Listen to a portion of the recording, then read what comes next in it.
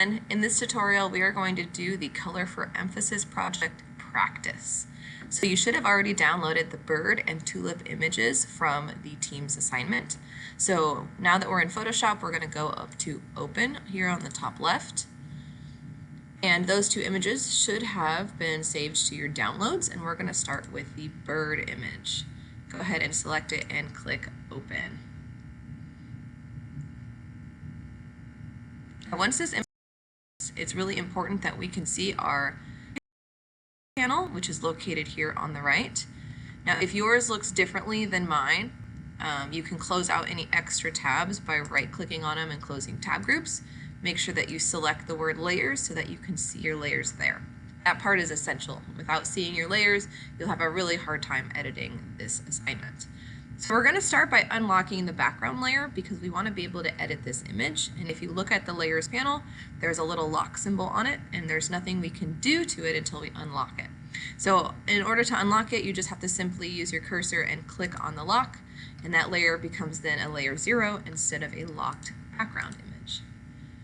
The next thing we're going to do is we're actually going to make a duplicate.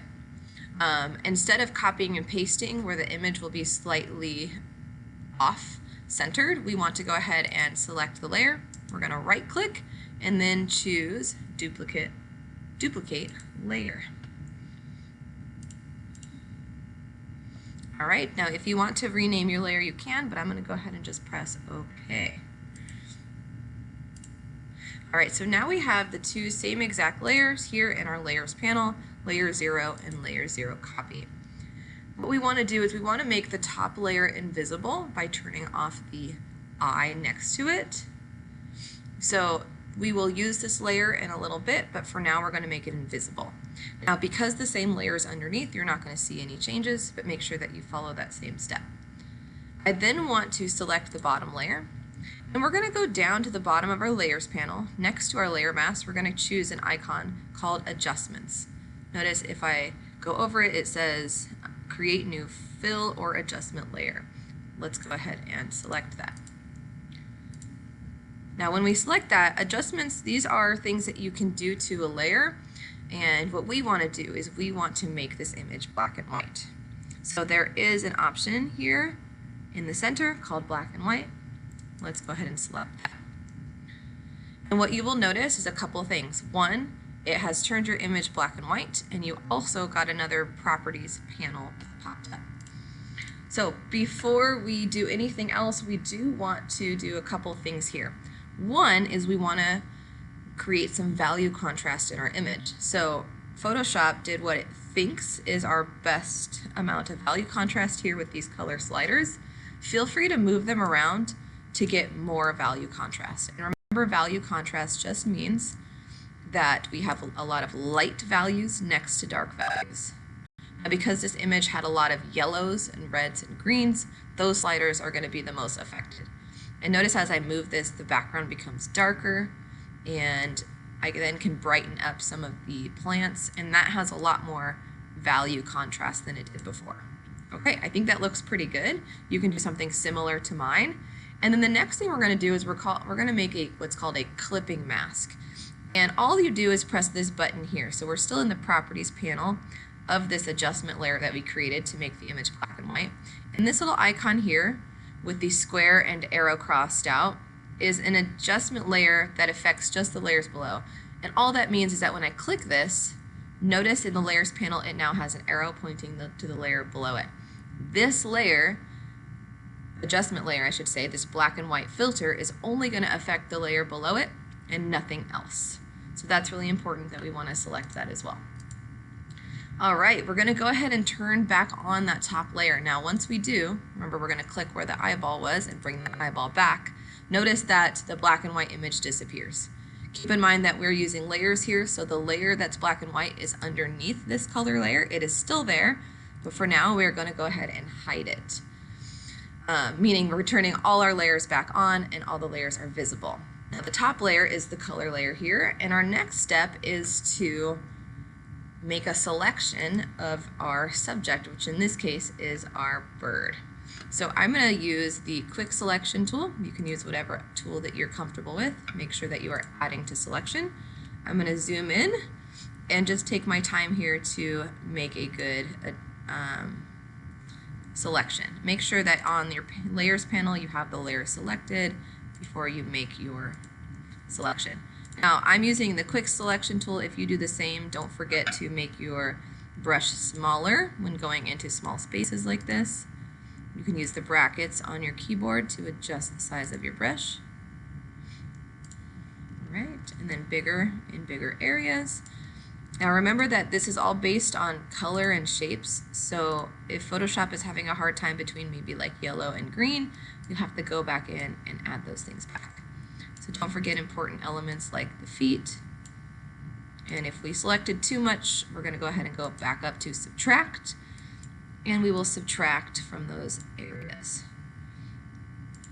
All right, now I'm going to subtract all the areas that I can see from this viewpoint.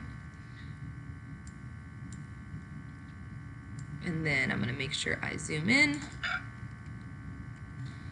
so I can really see what I'm doing here. I want to subtract this area and this area. I also want to subtract this leaf area. All right, and I'm pretty sure, yep, I got to add this leg back.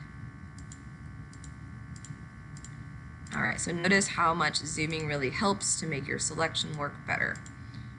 And I'm honestly just clicking and clicking and making sure that I'm not clicking outside of what I'm trying to select. Okay, that looks pretty good. I just want to make sure that all these weird little dots over here of selections are not there. Make sure the little wings in there.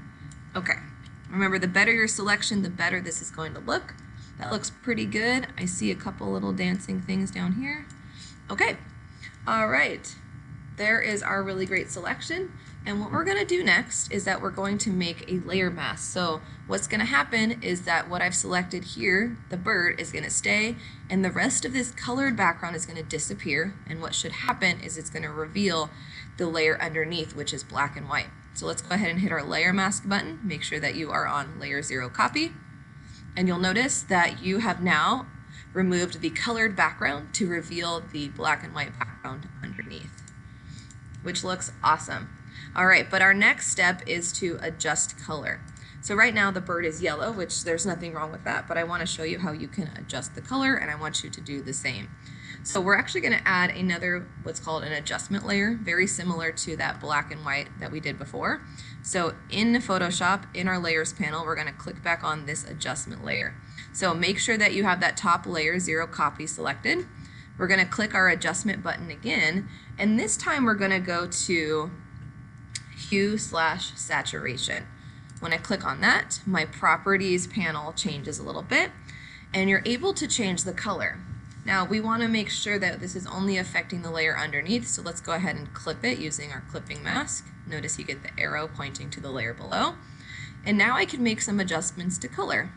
So notice as I move the hue slider, I can change the color of the bird, and I can change the saturation. Now you might not want to bring that all the way up if it looks really crazy, but you can definitely desaturate it as well. But remember that the practice that we're doing is for Color for Emphasis project, so you do want the color to be emphasized and vibrant. So I'm just going to go ahead and choose maybe like a blue-green. That looks really nice.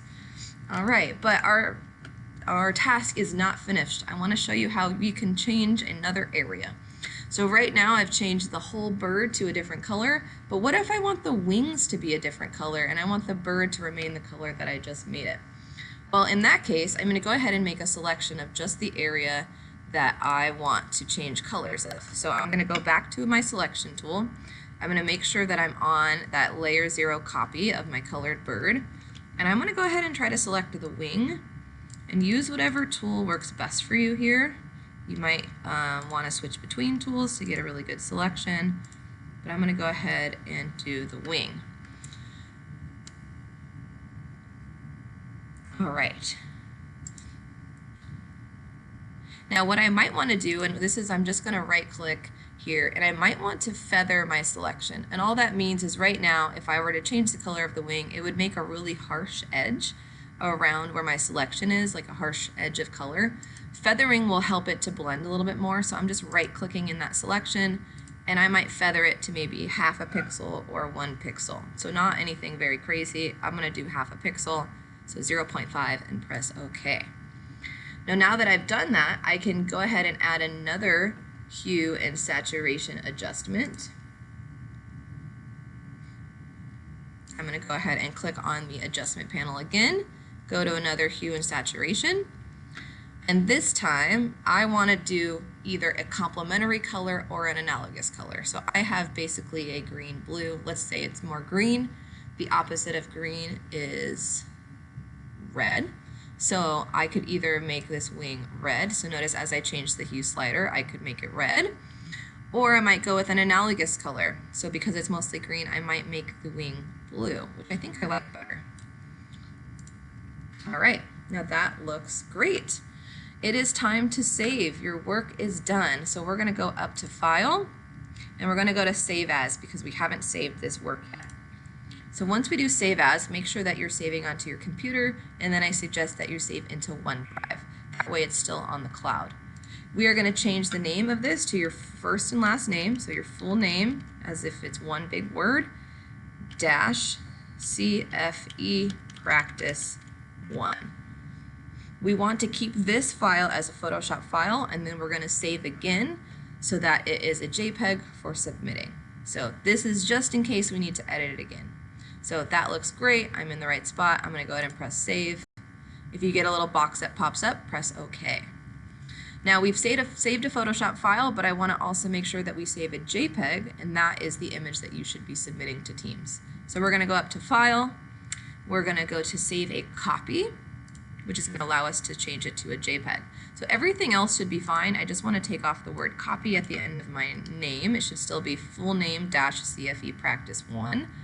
I'm still saving onto my computer, into my OneDrive, but this time I want to switch it from a Photoshop file to a JPEG. Notice that there are 3 JPEG options here on this list, and I want to choose the first one. So not the one that says 2000 or stereo, but just the regular JPEG. Once I select that, I can hit Save. Make sure that your slider is all the way to the right, that way the quality is maximum, and we're going to press OK again, and you are completely done with your bird image. Now you still, for the practice, need to File, Open, and open up your tulip image from your downloads, and make sure that you do the same thing. In this case, you can select 1 or 2 of the tulips to keep in color and have everything else be in black and white.